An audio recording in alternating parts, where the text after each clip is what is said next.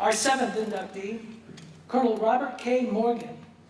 You know, movies are made about people like Colonel Morgan, a command pilot during World War II with the Mighty Eight, a commander of the famous B-29 Memphis Belle. What an incredible history. Presented tonight by Jerry Jeffers. Jerry?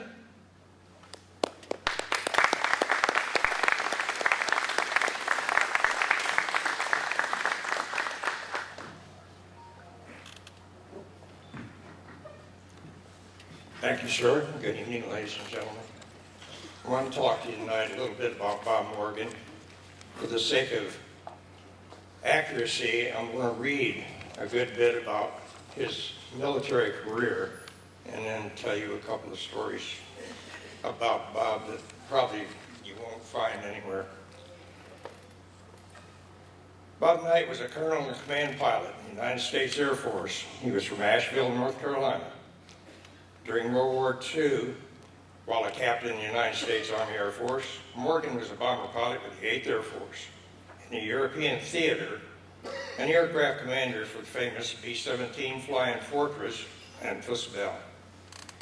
Flying 25 missions after completing his European tour, Morgan flew another 26 combat missions in a B-29 Superfortress against Japan in the Pacific Theater. Most people don't remember that he did that. He's just famous for the Memphis Belle, right? The Memphis Belle was the second heavy bomber in the 8th Air Force to complete 25 combat missions. Most people think it was the first one. It wasn't. There was one other bomber that completed 25 missions before this one, but it was only a week apart. But Bob's is the one that came home.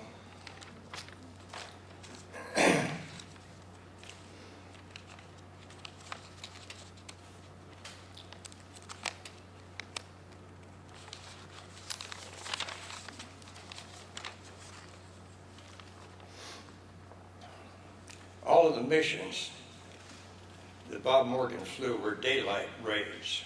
The Memphis Belle, in its 25 missions, flew 148 hours, dropped more than 60 tons of bombs, had every major part of the airplane replaced at one time or another, and at least once the crew were the subject of a documentary, The Memphis Belle Flying Fortress, which was done by the military. And we all know that later on, they made a movie about him in 2000 that Matthew Modine starred in. He was promoted to major. He did a second combat tour commanding the 896th Bomb Squadron, 497th Bomb Group, of the 20th Air Force in the Pacific Theater, where he flew the B-29 Dauntless Dottie, which was named after one of his wives. We'll get into that in a minute. From Eiley Field in Japan, the aircraft was nicknamed after his third wife, Dorothy Johnson Morgan. On November of '44, he was pilot of the lead plane during the first mission of the 21st Bomber Command to bomb Japan. This was the first time we had bombed Japan since the famous Doolittle raid of 1942. He left active duty after World War II, continued to stay in the reserve and fly in there. He achieved command pilot status. Among his awards were the Distinguished Flying Cross with 2 oak leaf clusters and the Air Medal with 10 oak leaf clusters. He retired from the reserve with the rank of colonel in 1965. In the later 60s, Morgan operated a car dealership in Martinsville, Virginia called Morgan Volkswagen, but then he ended up retiring in Asheville again. Asheville was his home. That's where he grew up. And he grew up quite affluently. His neighbors were the Vanderbilts. And he lived in Biltmore Forest as a child. When it was all over, Morgan was hospitalized with a fractured vertebrae in the neck. He fell coming out of the Asheville airport. What a bad ending for a man. But he was returning home from the last air show appearance he made, which was in Lakeland, Florida. It's the second largest air show in the United States, Sun and Fun. And he and Linda had been down there and doing their usual tour thing. But anyway, when he came back from that and fell at the airport, they took him to Mission Hospital, and he died in Mission Hospital 3 weeks later from complications that came from the injury, including pneumonia. And he was buried in the Western Carolina Veterans Cemetery in Swannanoa, which is over Black Mountain, if you know the Asheville area. That's where he ended up. Off the record stuff, not on the record, Bob was a bad boy.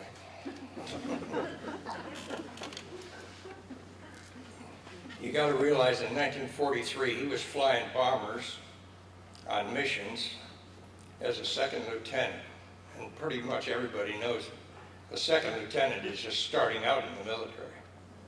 There was a reason for that. He kept making his commanding officers mad. And they would just stop his promotions. But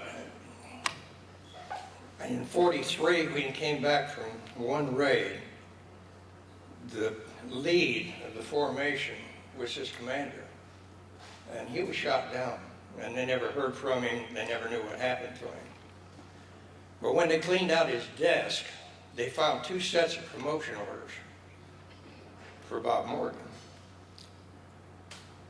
But the new commander that came in didn't know Bob yet. So a week after the new commander came in, Bob was a first lieutenant. 2 weeks later, he was a captain. They finally caught up, but he got ahead of him in this game.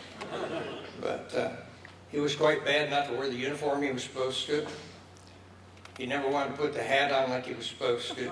He loved to buzz airports, which is a no-no in the military.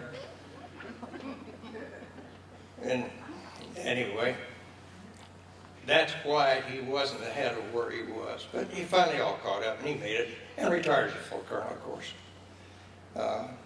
Another small bit, you already heard somebody mention about Farabee and the Enola Gay and Paul Tibbets. Bob Morgan was married 6 times. Yeah, that's a pretty good record.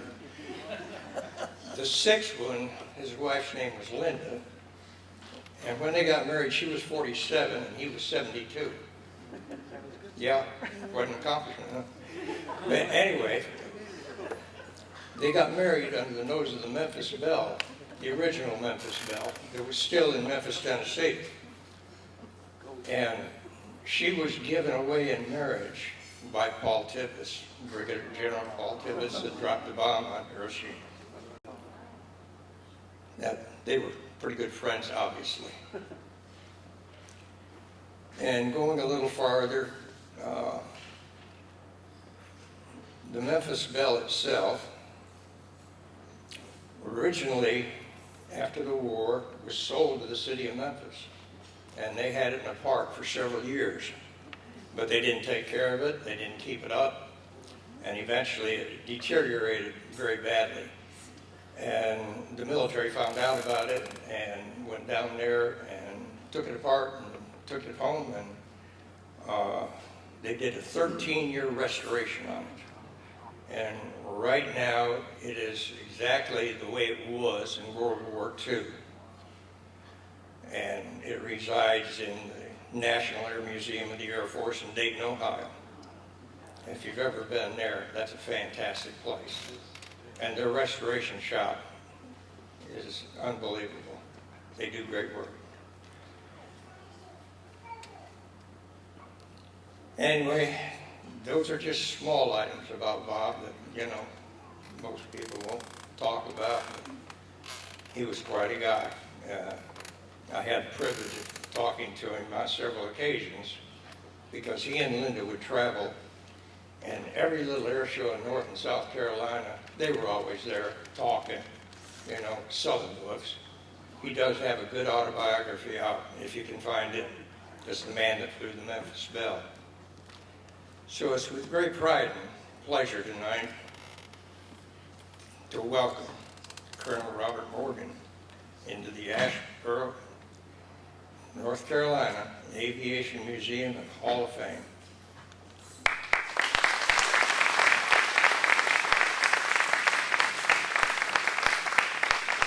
We regrettably didn't have anybody here tonight to accept the award.